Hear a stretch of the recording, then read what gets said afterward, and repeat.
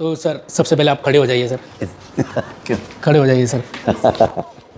Thank you man, thank you so much. मैं मजाक नहीं कर रहा हूँ सर, मैं ऐसा कभी किसी के लिए किया नहीं सर, बट मैं ये परफॉर्मेंस देख के ना सर मैं ब्लैंक हो गया sir.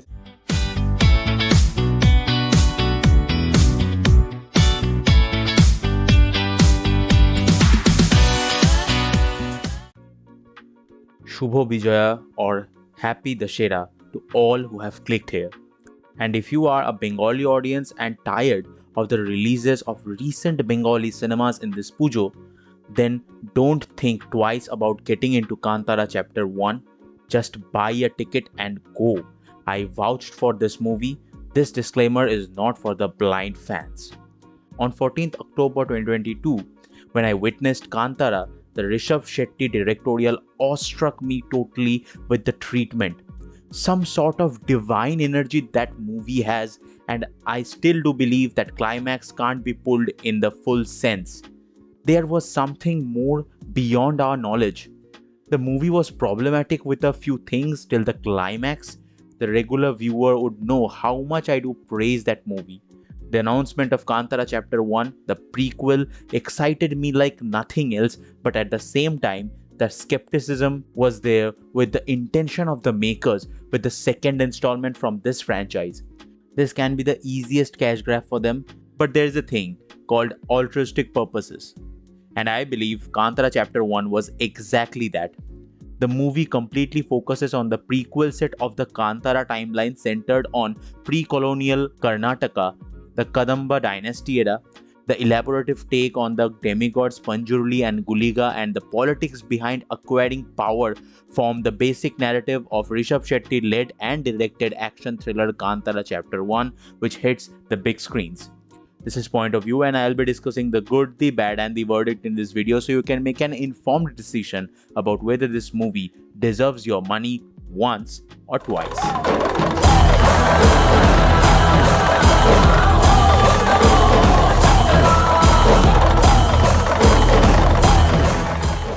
This will be a completely spoiler-free video, so you can go ahead. First, the letdowns. The initial setup. The movie was initially started with the heavy fast cuts, which were done in a very hurried way. I was so into the movie itself, but still it was a problem for me, so it can be difficult to catch it up with the narrative there. The dubbing and the tone of the score, which was particularly frustrating for me in the first half of this movie. The use of Tapodi language set in the pre-colonial era felt completely out of the place. The approach could be executed more thoughtfully, especially when aiming for a pan-Indian audience.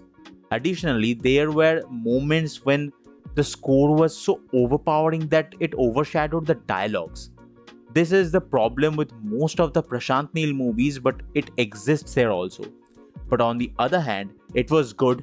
The annoying noise of the audience won't bother you, which pissed me off every time I got into the houseful show.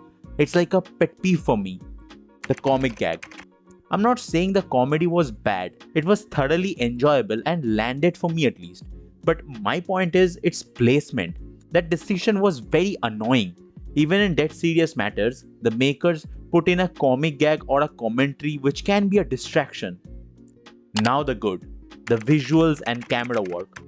I firmly believe that budget should not be a limitation when it comes to creating something truly mesmerizing, provided the intent is focused and clear.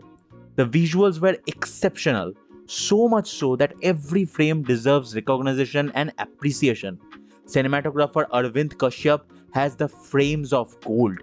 Red Chilli's VFX can't be questionable, and they delivered probably their absolute best work. I was in awe of what I saw today.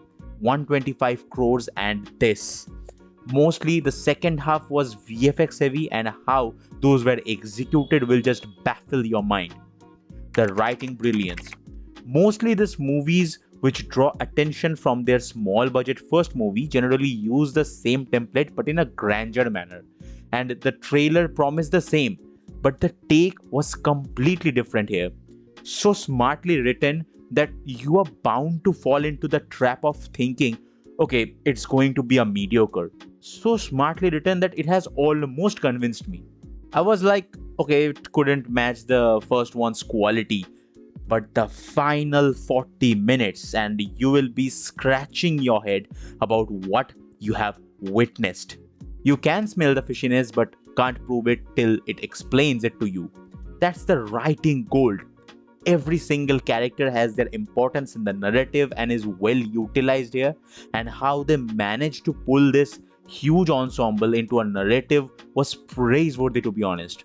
Great writing, I have to say. The music.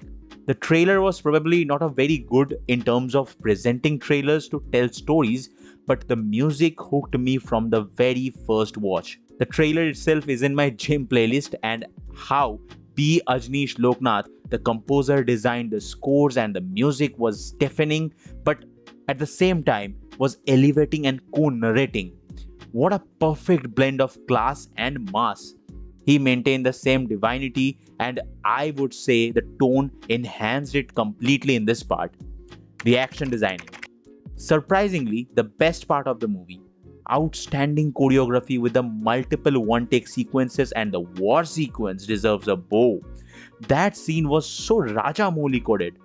I mean, the budget couldn't have bought it alone. The vision has to be aligned with that.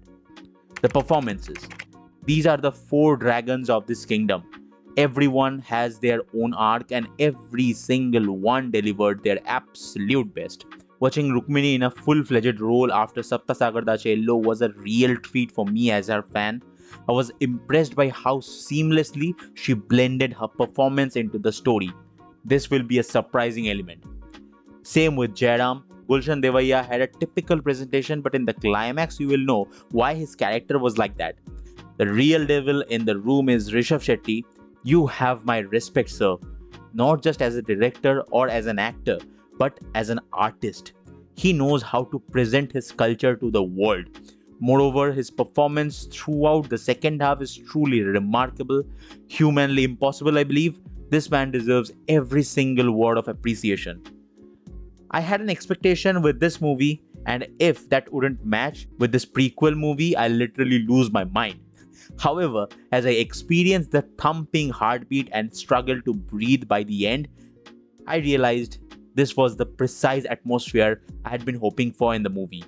Few complaints would be there, but overall, if I have to say, this is the masterpiece from the Kannada industry to the world, which deserves the love from the audience, and I know it'll get it totally. From the minute details conveyed through the set designing, to the visuals, to the costumes and makeups, this is the complete world that they are trying to replicate, and till now, it's totally running wild.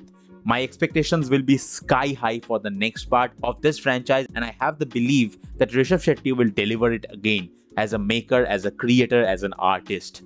Because this man is here to leave his mark with his vision, storytelling, and belief.